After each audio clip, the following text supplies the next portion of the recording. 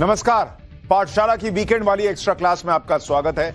मैं हूं सुशांत सिन्हा। आज एक्स्ट्रा क्लास में वक्फ का वो चैप्टर जिसके कमोबेश हर मोड़ पर आपको जिद, मनमर्जी, धमकी नजर आई, जिसमें एक तरफ संविधान है, दूसरी तरफ शरिया। दोनों के बीच एक महीन लकीर पर कट्टर मौलाना और सियासी मौलवियों की फौज खड़ी। ऐसी फौज जो अपनी सहूलियत के हिसाब से शरीयत और संविधान के बीच छलांगे मारती रहती है, कभी टप से कूदे इधर, कभी टप से कूदे उधर। इस बार नए वक्फ कानून को लेकर ऐसे लोग काफी एक्टिव हैं। संसद से बने कानून के खिलाफ नई नई थ्योरीज गढ़ रहे हैं। जब नए वक्फ कानून को कोर्ट में चुनौती दी जा चुकी है, इस पर सुनवाई 2 दिन हो चुकी है, बावजूद इसके पूरा तंत्र जो आम मुसलमानों की भावनाओं को भड़का रहा है, यहां तक कि सुप्रीम कोर्ट से अपने मन मुताबिक फैसला नहीं आने पर, नए वक्फ कानून के खारिज नहीं होने पर सड़क पर अराजकता फैलाने का प्लॉट तैयार कर रहा है। लक्ष्मण रेखा मिटा देने की बातें हो रही हैं। भाई, आम मुसलमानों पर इसका क्या असर हो रहा है, आज आपको सब कुछ बताऊंगा, मगर उससे पहले देखिए कि कैसे किश्तों में धमकियां दी जा रही। The bill is passed.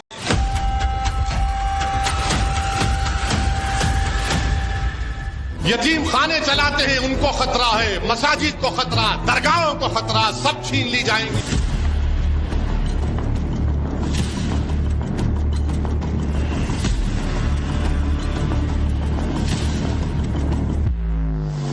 जो काफिर है, जो कापुरुष है, वो डरते हैं, वो मरते हैं, जो लड़ते हैं वो जिंदा रहते हैं।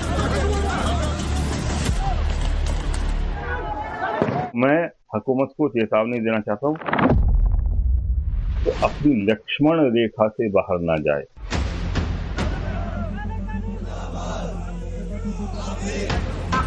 कुछ चीजें ऐसी होती हैं जिनके फैसले सड़कों से होते हैं।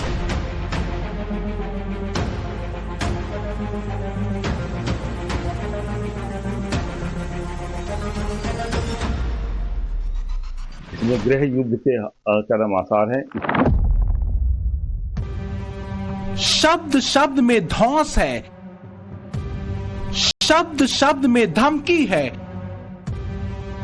शब्द शब्द में घुड़की है, शब्द शब्द में दलखी है।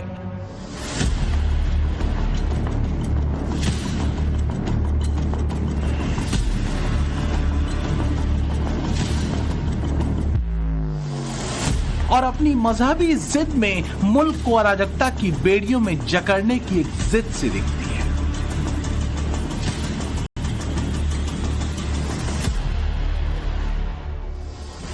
मनमाफिक फैसला नहीं होने पर खुद की मर्जी तले व्यवस्था को रौंदने की खुली चेतावनी दी जा रही है।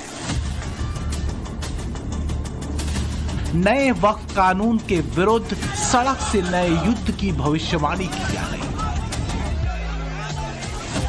कुछ मौलानाओं की सो कॉल्ड ब्रिगेड देश की संसद से निकले कानून के खिलाफ अपने हिसाब से अदालती फैसले नहीं होने पर कुछ भी होने की आशंकाओं को आकार देना चाहती है।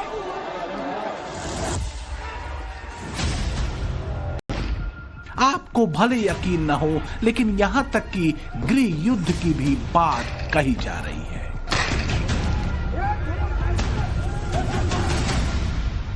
गृह युद्ध के चरम आसार हैं, इसलिए कि किसी भी देश की जनता जब बिल्कुल मायूस हो जाए, और मायूस इस तरह हो जाए कि कानून से भी मायूस हो जाए कि कानून भी उसके लिए काम नहीं कर रहा, अदालत भी उसके लिए काम नहीं कर रही, जो कानूनी संस्थाएं वो भी उसके लिए काम नहीं कर रही हैं, वो भी उसको इंसाफ नहीं दे रही हैं, तो उस सूरत में अराजकता फैलती है और जनता फिर दूसरे तरीके से हुकूमत से निपटती है।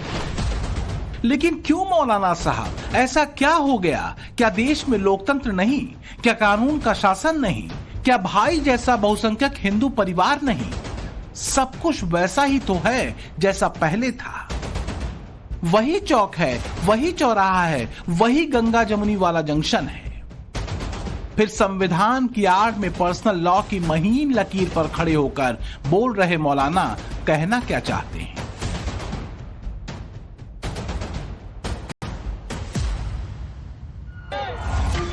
समझने में दिक्कत शायद इसलिए है कि शब्द कम है, संकेत उससे भी ज्यादा बड़े हैं। लेकिन जानते हैं आप, ये कोई 1, 2, 4 मौलाना नहीं है, पूरी एक पलटन जैसी दिखती है पुराने वक्फ कानून की वापसी के लिए खड़े ऐसे लोगों की जो अदालत के आगे की बातें कर रहे हैं, जो संसदीय फैसले को सड़क से पलटने के लिए किसी भी हद तक जाने की जिद किए बैठे।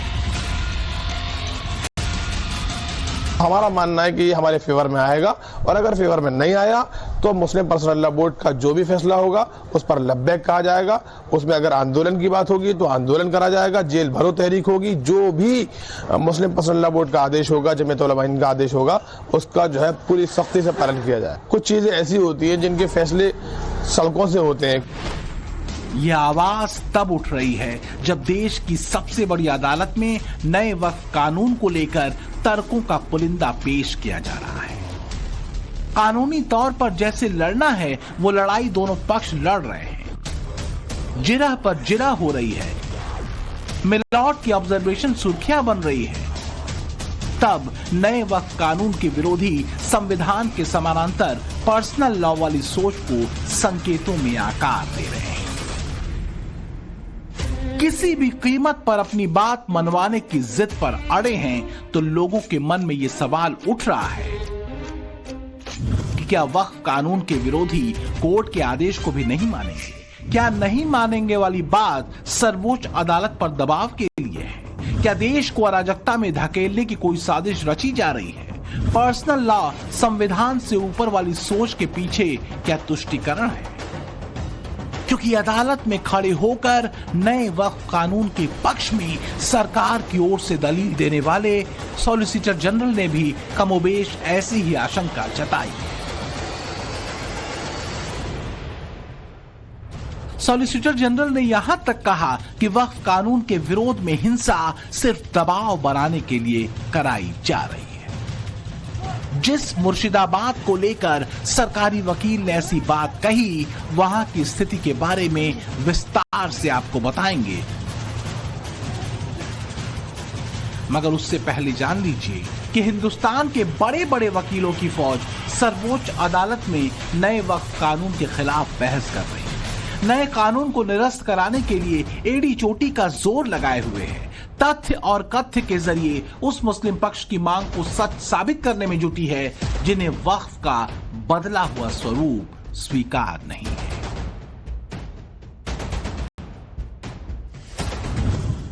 नए वक्फ कानून के खिलाफ सुप्रीम कोर्ट में फर्स्ट फेज की सुनवाई 2 दिनों तक हुई। मुस्लिम पक्ष की तरफ से कपिल सिब्बल, अभिषेक मनु सिंघवी, राजीव धवन और सीयू सिंह सरीखे बड़े वकीलों ने दलीलें दी। तो इस कानून को बचाने के लिए सॉलिसिटर जनरल ने सरकार का पक्ष रखा। चीफ जस्टिस संजीव खन्ना की बेंच ने कई सवाल जवाब किए, लेकिन कोर्ट में जो अब तक हुआ है उससे मामला किस तरफ जाता दिख सकता है, उसके बारे में अब आपको बता दूं। 2 दिनों की सुनवाई का सारांश ये है कि नए वक्फ कानून पर सुप्रीम कोर्ट ने फिलहाल कोई रोक नहीं लगाई। सर्वोच्च न्यायालय ने किसी तरह का कोई अंतरिम आदेश नहीं दिया। वक्फ कानून के 2 पॉइंट पर यथास्थिति रखने को कहा है। 2 को छोड़ वक्फ कानून के बाकी नए प्रावधान जस के तस लागू रहे। वक्फ कानून पर डिटेल रिप्लाई के लिए केंद्र को 7 दिन का वक्त मिला है। अदालत ने वक्फ विवाद पर अगली सुनवाई की नई तारीख 5 मई मुकर्रर कर दी। मतलब 5-5-5 के कॉम्बिनेशन की चर्चा है। विरोध में 5 बड़े वकील, पक्ष में 5 बड़े वकील, और जो तारीख मुकर्रर की गई है वो भी 5 मई। बड़ी इंपॉर्टेंट बात है कि जो रजिस्टर्ड एंड गैजेटेड हैं वही सिर्फ डी नोटिफाई नहीं होंगे, उसके अलावा संशोधन के हिसाब से सरकार कार्रवाई करने को स्वतंत्र है, और जो संशोधित कानून है उस पर किसी भी तरह का अंतरिम आदेश नहीं है। मतलब जिस कानून को संसद में अंदर और बाहर खड़े होकर ख्याति प्राप्त विधि विशेषज्ञ सांसद असंवैधानिक करार दे रहे थे, जिसे गैर कानूनी बता रहे थे, संसद में पास हुए जिस कानून को अदालत पहुंचते ही खारिज हो जाने की बात कही जा रही थी, वैसा कुछ भी नहीं हुआ। हालांकि वो इसे ये कहकर आगे बढ़ा रहे हैं कि अदालत ने वक्फ बाय यूजर और वक्फ में कलेक्टर की दखल पर रोक पहली जीत है। वक्फ बाय यूजर पे सुप्रीम कोर्ट ने 1 माह में स्टे लगाया है, और वक्फा यूजर के डिलीशन पर स्टे लगाया है और साथ ही साथ कोई सेंट्रल वक्फ काउंसिल के बनाने पर स्टे लगाया गया है। हमारे बिंदु 3-4 और हैं, उन पे निर्णय अभी नहीं दिया गया है, उसमें आंतरिक आदेश नहीं हुआ है। निश्चित रूप से जो यथास्थिति कानून के पहले दिन थी, एक दिन पूर्व, वो इन 3 बिंदुओं पे उच्चतम न्यायालय ने पुनर्स्थापित की है, जिसे देश के दिग्गज वकील अपनी जीत बता रहे हैं, उसे सरकारी वकील ने प्रस्तावित किया था। अदालत में खड़े सॉलिसिटर जनरल तुषार मेहता ने अदालत को यकीन दिलाया कि फिलहाल वक्फ बाय यूजर को पुरानी स्थिति में रखा जाए। दरअसल नए कानून में वक्फ बाय यूजर को लेकर यह साफ साफ लिखा है कि कानून के लागू होने के बाद जो भी वक्फ बाय यूजर प्रॉपर्टी रजिस्टर्ड है वो प्रॉपर्टी वक्फ ही रहेगी, यानी उन्हें डी नोटिफाई नहीं किया जाएगा। और यही बात सुप्रीम कोर्ट ने भी कही कि रजिस्टर्ड प्रॉपर्टी को डी नोटिफाई नहीं करना है। अदालत में सुनवाई के पहले राउंड में नए कानून के विरोधियों की मंशा खारिज होने के बाद कुछ मौलानाओं की ब्रिगेड की ओर से धमकी की नई किश्त आनी शुरू हो गई। किसी ने खुल्लम खुल्ला कहा तो किसी ने संकेतों में बड़ी बात कह दी। जिसने जो भी कहा उसका लब्बो लुबाब कमोवेश एक जैसा ही था। जिस तरह की बहस सुप्रीम कोर्ट में चल रही है, कोई ना कोई हमें रिलीफ उसमें मिलेगी, लेकिन अगर वहां से कोई रिलीफ नहीं मिलती है तो अगला कदम जो भी होगा मशवरे के बाद बाकायदा ऐलानिया जाहिर किया जाएगा। संविधान ने जो अधिकार दिया है वो अधिकार छीना जा रहा है। सुप्रीम कोर्ट में फैसला हमारे पक्ष में आए या ना आए, लेकिन हमारी कैंपेन जारी रहेगी जब तक कि ये बिल वापस नहीं होता है।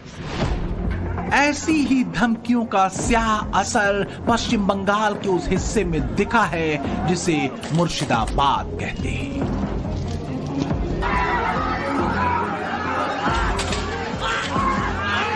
जिसे नए वक्फ कानून के नाम पर दंगाइयों के गिरोह ने क्षत विक्षत कर दिया। जहां सालों से एक साथ रहे हिंदू मुसलमान एकता को आग लगा दी गई। आरोप है कि हिंदुओं के घरों में कट्टरवादियों के झुंड ने बेहिसाब तांडव मचाया, वो भी चुन चुन कर। मौके पर रिपोर्ट करने गए रिपोर्टर ने वहां से ये रिपोर्ट की सनातनी चिन्हों को पहचान कर हिंदुओं के घरों में आग लगाई गई, लूट मार मचाई, दुकानों को जलाया, लोगों का कत्ल कर दिया, रेप की धमकी दी गई। यहां तक कि कई हिंदू परिवारों को घर छोड़ने के लिए मजबूर कर दिया गया। हिंदू गलियों में मुर्दनी छाई हुई है और आपको पता है और तो और कुछ विषादों से भरे मौलाना हिंदुओं पर आई इस त्रासदी को भी अपने हिसाब से ही सही साबित करने में जुटे हैं।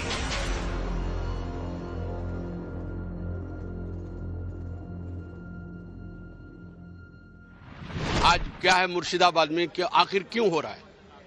क्या सिर्फ मुसलमान ही है इस तरह से जुल्म कर रहा है या जुल्म सह रहा है, या उसको सहने का हक है?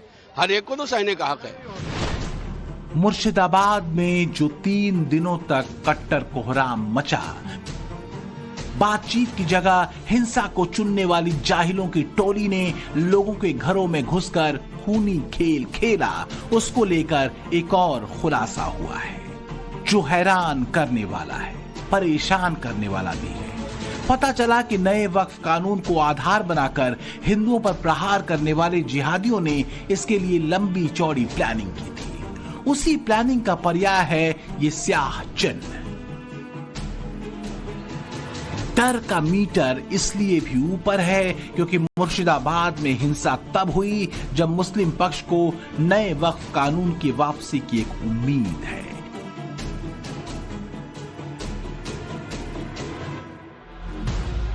सबसे बड़ी अदालत में इस पर सुनवाई हो रही है। तब देश के अलग अलग हिस्सों में विरोध प्रदर्शन किया जा रहा है। तेलंगाना, तमिलनाडु से लेकर कर्नाटक तक लोग सड़क पर हैं, नए वक्फ कानून के खिलाफ आवाज लगा रहे हैं। सड़कों पर प्रदर्शन के बीच कुछ मौलानाओं की टोली सरकार को धमका रही है। शहर शहर शाहीन बाग बनाने की चेतावनी दी जा रही है। शाहीन बाग पूरे भारत में बनेगा। अगर सीपीआई पूरे भारत में शाहीन बाग बनाएगी, ये हमारा अधिकार है। किसानों का बिल अगर वापस हो सकता है तो वक़्फ़ बिल भी वापस जा सकता है। मतलब जिस तरह दिल्ली को बंधक बनाने की साजिश रची गई, वैसे ही इस बार समूचे देश में बैठने की चेतावनी दी जा रही है। पता नहीं इतनी खलबली क्यों मची है। जब सुप्रीम कोर्ट में सुनवाई चली रही है तो इतना पॉपकॉर्न बनकर उछलने की जरूरत क्या है? एकदम ही लाल पीला हो रखे हैं भाई ये लोग। शायद इनको लग रहा है कि शाहीन बाग के प्रदर्शनकारियों की तरह सड़क जाम करके बैठ जाएंगे, रोड ब्लॉक करेंगे, फिर सरकार मान जाएगी, बात मान लेगी। लेकिन हर बार एक चीज नहीं होती। प्रधानमंत्री मोदी और उनकी सरकार वक्फ कानून पर एक कदम पीछे खींचने को तैयार नहीं, और ये सुप्रीम कोर्ट तक में सॉलिसिटर जनरल के जवाब से क्लियर हो गया। बावजूद इसके मुसलमानों को उकसाने वाले लगे पड़े। देखिए जरा कि किस तरह तमाम सियासी दलों के नेता मस्जिद, मदरसा, कब्रिस्तान के नाम पर लोगों को भड़का रहे हैं, और इस पर देश भर के आम मुसलमान क्या कह रहे हैं, आज आपको यह भी दिखाता हूं। हमने इतना बड़ा एक फैसला जो राम मंदिर का था उसको हमने बर्दाश्त करा। अगर हक नहीं मिलता हम रोडों पे आके इसका विरोध करेंगे। ऐसा ना हो कि हुकूमत हिंद यहाँ से बांट के एक टुकड़ा और कर दे। सड़कों पे कोई उतरने से काम नहीं होगा, काम होगा टेबल पे बैठने से। सबसे बैठ के बात करो। ये हिंदुस्तान के वो आम मुसलमान हैं जो मौलानाओं को मानते हैं, सियासतदानों को चुनते हैं और अपने हिसाब से आगे बढ़ते हैं। मौलानाओं के भड़काऊ बयानों के बाद टाइम्स नाउ नवभारत की टीम ने जब सुप्रीम कोर्ट के आदेश के बाद की प्लानिंग पर उनसे बात की तो उन्होंने क्या कहा, सुनिए जरा। All India Muslim personal board की बात आप सुनिए। मुस्लिम पर्सनल बोर्ड एक प्लेटफॉर्म है। कहीं ऐसा ना हो कि हुकूमत हिंद यहाँ से बांट के एक टुकड़ा और कर दे, कहीं ऐसी शक्ल है। फैसला हक में नहीं आएगा तो आंदोलन के लिए उतरेंगे, सड़कों पे भी आएंगे, लेकिन शांतिपूर्वक आएंगे। मुल्क कौम सबके हक में जो सबसे अच्छा फैसला हो वही हो। पटना से करीब 300 किलोमीटर दूर है कटिहार, जहां करीब 45% मुस्लिम आबादी है। वहां के ज्यादातर मुसलमान भी अपने हक के लिए कुछ भी करने की बात कह रहे हैं। तो हम अपने हक के लिए सड़क पे जरूर आएंगे। इस कानून का विरोध करते हैं और कानून का विरोध करने के लिए हम लोग को सड़क पर उतरना होगा, सड़क पर उतरेंगे। धरना देना होगा, धरना देंगे। अनशन करना होगा, अनशन करेंगे। विश्वास के ही तहत हम लोग सुप्रीम कोर्ट गए हैं। अगर हमारी पक्ष में फैसला आता है तो कोई बात नहीं तो हम लोग तो मजबूरी होकर रोड पर उतरना ही पड़ेगा। कमोबेश हर किसी के दिमाग में वही असर है जो जहर कट्टरपंथी मौलाना बांट रहे हैं। जब देश की सर्वोच्च अदालत में नए वक्फ कानून पर बहस हो रही है, तब लखनऊ से मिली जुली प्रतिक्रिया सामने आ रही है। अपनी जगह पे जो ये कह रहे हैं कि हम सड़कों पे उतरेंगे, एक तरीके से वो भी सही है जब तक के बात ना बने। ये हमारी ऐसी सरकार है जो सिर्फ टारगेट से चल रही है। सड़कों पे कोई सोल्यूशन नहीं निकलता है। अपनी आवाज मोदी जी और योगी जी तक पहुंचा है, वो सोल्यूशन निकालेंगे। सड़कों पे तो आम पब्लिक का नुकसान है। सुप्रीम कोर्ट जो आदेश करेगी उस पर आप पालन करिए, और आपको अगर नहीं माना सुप्रीम कोर्ट की बात तो वो गलत है। मुंबई के लोग भी कमोबेश ऐसा ही कह रहे हैं। कुछ संविधान की बात कह रहे हैं तो कुछ मुस्लिम पर्सनल लॉ बोर्ड के सुझाए रास्ते पर आगे बढ़ने की बात कह रहे हैं। सुप्रीम कोर्ट में हमारे पूरा एतमाद है। नहीं होने का सवाल नहीं आता। हमको मालूम है कि जो गलत धूप तो सूरज तो सूरज है और जमीन तो जमीन है, तो इस तरह का मामला है। दूध और पानी वाला मसला है ये। कुछ मौलाना पूरी कम्युनिटी को रिप्रेजेंट नहीं करते हैं, देश को रिप्रेजेंट नहीं करते हैं। जो बिकाऊ होते हैं, थोड़ा सा कवर लेके बात कर लेते हैं, दे डोंट रिप्रेजेंट अस। 370 का मामला अलग था, इसमें सरकार को मानना होगा। अलग अलग शहरों से आ रही आवाजों में एक जिक्र कॉमन हो रहा है, और वो है मुस्लिम पर्सनल लॉ बोर्ड का। अब जरा ये भी जान लीजिए कि मुसलमानों को निर्देश देने वाला मुस्लिम पर्सनल लॉ बोर्ड क्या है। All India Muslim personal law board मुसलमानों की एक ऐसी संस्था है जो शरीयत कानूनों की हिफाजत का जिम्मा उठाए हुए है। बोर्ड एक तरह से शरीयत के अनुसार व्यवहार के लिए मुसलमानों को सलाह और मार्गदर्शन देता है। मुस्लिम पर्सनल लॉ बोर्ड ये चाहता है कि हर मुसलमान अपने निजी कानूनों के प्रति जागरूक रहें ताकि शरीयत के खिलाफ कोई व्यवहार न हो। राष्ट्रीय स्तर के इस बोर्ड का उद्देश्य मुसलमानों को संगठित रखना है, इसलिए बोर्ड की आवाज का महत्व बहुत ज्यादा है। इसमें सुन्नी शिया के सभी संप्रदाय एक साथ हैं। इस संगठन में बड़ी तादाद में मुसलमानों का पढ़ा लिखा तबका जुड़ा हुआ है। All India Muslim personal law board ने वक्फ कानूनों का जबरदस्त विरोध किया। किसी कानून का संवैधानिक तरीके से विरोध करना हिंदुस्तान के हर नागरिक का हक है। संसद से बिल पास होते ही इसके विरोध में देशव्यापी प्रदर्शन की घोषणा की गई। यहां तक भी कोई दिक्कत नहीं अगर ये प्रोटेस्ट शांति से हो, गांधी के रास्ते पर चलकर हो। शुरुआत में मुस्लिम पर्सनल लॉ बोर्ड के कहने पर देश भर के मुसलमानों ने काली पट्टी बांधकर ईद की नमाज अता की। उससे भी किसी को दिक्कत नहीं।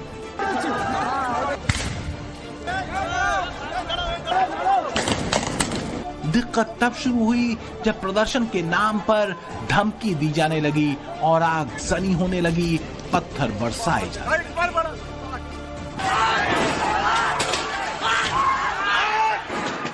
जिस मजहब के ऊपर चोट पड़ती है, मजहब वाले जाएंगे नहीं तो फिर क्या करेंगे। मुस्लिम पर्सनल लॉ बोर्ड के साथ है। मुस्लिम पर्सनल लॉ बोर्ड जो भी हमें आदेश देगा आगे, हम उस हिसाब से काम करेंगे। मुस्लिम पर्सनल लॉ आगे जो भी गाइडलाइन तय करेगा, इंशाल्लाह ताला हम उसको फॉलो करके अवाम तक पहुंचाने की उसकी कोशिश करेंगे।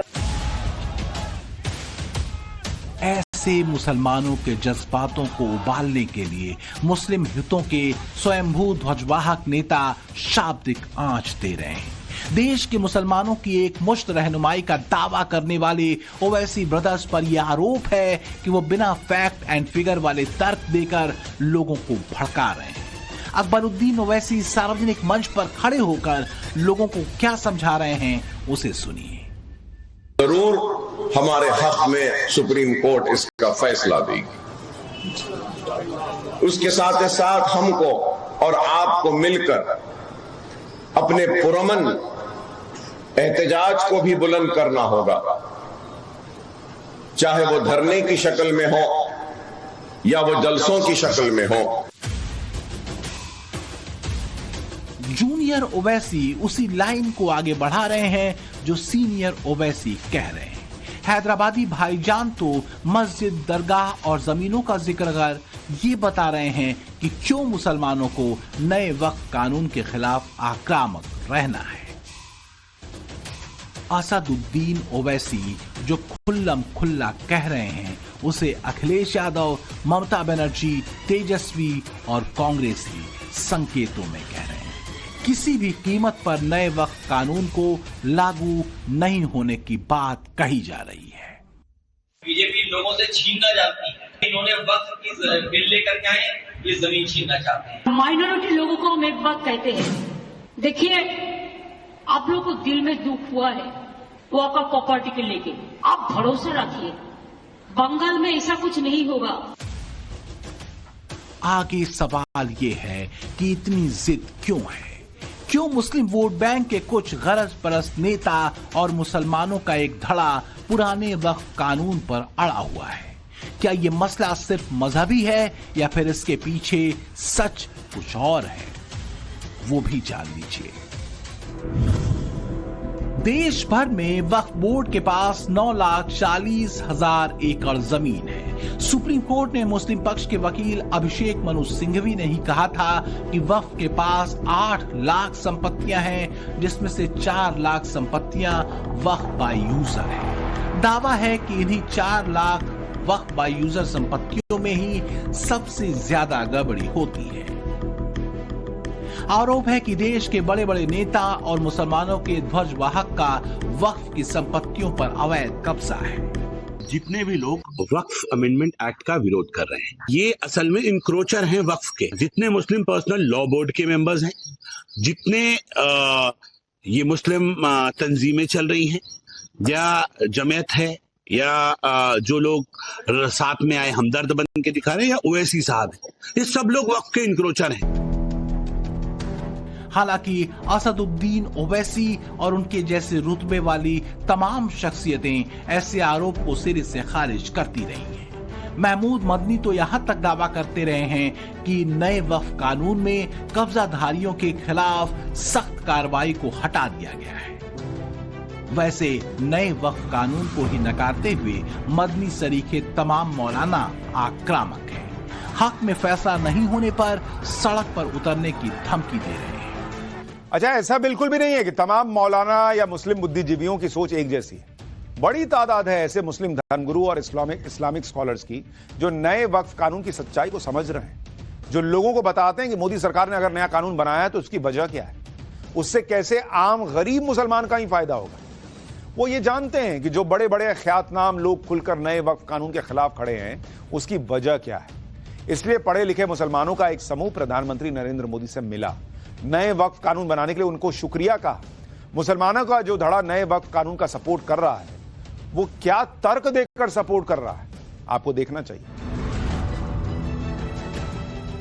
ये दृश्य है प्रधानमंत्री आवास का, जहां हिंदुस्तान के प्रधान बैठे हुए हैं। उनके बगल में एक तरफ अल्पसंख्यक कल्याण मंत्री थे, दूसरी ओर दाऊदी बोहरा मुस्लिम समुदाय के नुमाइंदे। सामने कतारों में दाऊदी बोहरा मुस्लिमों के वो लोग बैठे थे जो प्रधानमंत्री से मिलने आए थे, मन की बात करने आए थे, जिनमें पुरुष भी थे और महिलाएं भी, जिन्होंने नए वक्फ कानून को ऐतिहासिक बताते हुए प्रधानमंत्री का शुक्रिया अदा किया।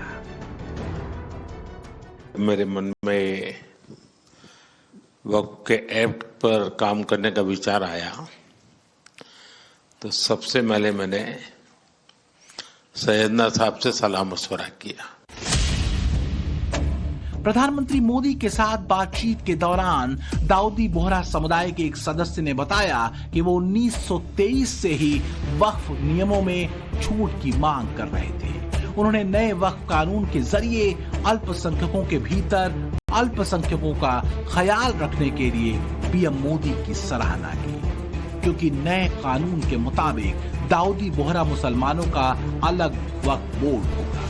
करीब 20 लाख की आबादी वाले दाऊदी बोहरा समुदाय के प्रतिनिधियों से बात करते हुए पीएम मोदी ने बताया कि कितनी मेहनत के बाद ये कानून आया है। जब आपके दादाजी सैयदना साहब तो एक बार मेरे घर पे आए थे, तो फिर उसी में से बात निकली पाटन की। एक व्यक्ति इस वक्फ के नाम पे आप लोगों के लिए वो सबसे बड़ी श्रद्धा की जगह है, उसको दबोच के बैठा हुआ।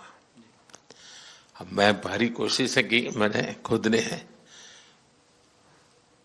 यानी मुझे मालूम था कि कितनी पीड़ा आप लोग सह रहे हैं। मतलब लंबे चौड़े होमवर्क के बाद मोदी सरकार ने नए वक्फ कानून को आकार दिया। वक्फ के नाम पर लाखों हेक्टेयर जमीन पूरे देश में है और आज ईमानदारी से उसका उपयोग हुआ होता तो मेरे मुसलमान नौजवानों को साइकिल के पंक्चर बना करके जिंदगी नहीं गुजारनी पड़ती। प्रधानमंत्री मोदी के लक्ष्य को आगे बढ़ाते हुए योगी आदित्यनाथ ने कब्जा किए गए वक्फ की जमीन का प्लान बताया था। के रिकॉर्ड में फिर से आएगी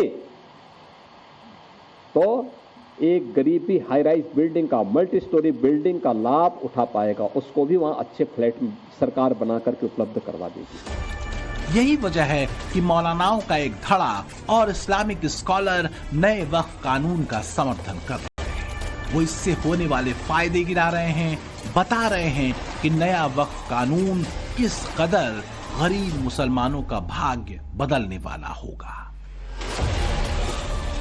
नए वक्फ कानून में उम्मीद देखने वाले कोई एक मौलाना नहीं है, इनकी तादाद भी बहुत बड़ी है, मगर दूसरी ओर संविधान और पर्सनल लॉ के बीच खड़े मौलाना नए वक्फ कानून को बर्दाश्त करने के लिए तैयार नहीं। वो किसी भी कुतर्क से इसे सीधे मजहब में दखल बताते हैं। वो सुप्रीम कोर्ट से अपने पक्ष में फैसला नहीं होने पर गृह युद्ध की धमकी दे रहे हैं, देश को बांटने की चेतावनी दे रहे हैं। देश के तमाम शहरों को अराजकताओं की बेड़ियों में जकड़ने की घंटी बजा रहे हैं। हालांकि वो ये भी जानते हैं कि मोदी सरकार है देश हित में अपने सख्त फैसलों पर अटल रहने के लिए विख्यात है। वो भी तब जबकि खुद प्रधानमंत्री मोदी कह रहे हैं कि बरसों की तैयारी के साथ गरीब मुसलमानों के लिए उम्मीद वाला कानून वो लेकर आए हैं। ऐसे में कानून बदलने के लिए इंतजार का रास्ता सबसे सही और सटीक है, जिसमें अपनी पसंद की सरकारें बनाओ, उससे संसद के पटल पर कानून को बदलवाओ, न कि धमकाओ हड़काओ। सच ये है कि किसे धमकाना किसे हड़काना, जब देश सबका है, हम सब इस देश के हैं। जय हिंद, वंदे मातरम। Bureau report, Times Now, Navbharat.